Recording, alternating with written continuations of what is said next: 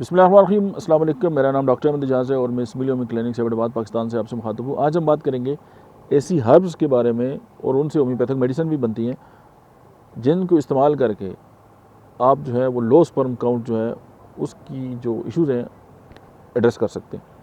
अच्छा, low sperm count जो है उसकी वैरायटी ऑफ फैक्टर्स जो है वो इन्वॉल्व होते हैं उसमें, तो सबसे पहले उनको एड्रेस करना ज़रूरी होता है कि और उसके लिए आपको अपना जो हेल्थ केयर प्रोफेशनल है, होम्योपैथ है, हर्बलिस्ट है, जो भी आपके एक्सपर्ट हैं उनसे आप बात करेंगे तो वो फिर आपके इश्यूज़ को देखेंगे कि आपके साथ चल क्या रहा है। उसके बाद ये मेडिसिन जो है वो इस्तेमाल हो सकती है। बाकी नॉलेज के लिए मैं आपसे बात कर लेता हूँ।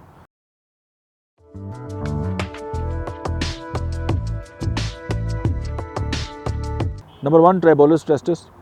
ये टेस्टोस्टेरोन लेवल को जो है वो बढ़ाती है।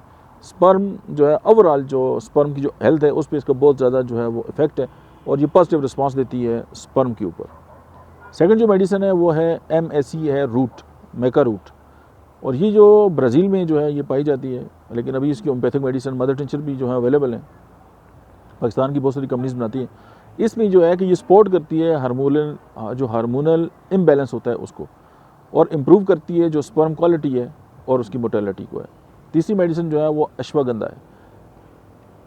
अब ये जो मेडिसिन है ये हर्ब जो है वो स्ट्रेस को रिड्यूस करती है और ओवरऑल जो स्पर्म की जो हेल्थ है उसके ऊपर इसका बहुत ज़्यादा जो है इफेक्ट है। यानी अगर एक बंदा स्ट्रेस का शिकार भी है और साथ जो है उसको इनफर्टिलिटी भी है और उसकी वजह जो है वो लो मोटेलिटी है, तो अश्वगंधा इज़ दी मेडिसिन। चौथे नंबर पे जो है वो जिनसिंग है। जिनसिंग जो है वो स्पर्म की मोटेलिटी और उसकी जो काउंट है उसको सपोर्ट करती है। पाँचवीं मेडिसिन जो है वो सा पालमीटो।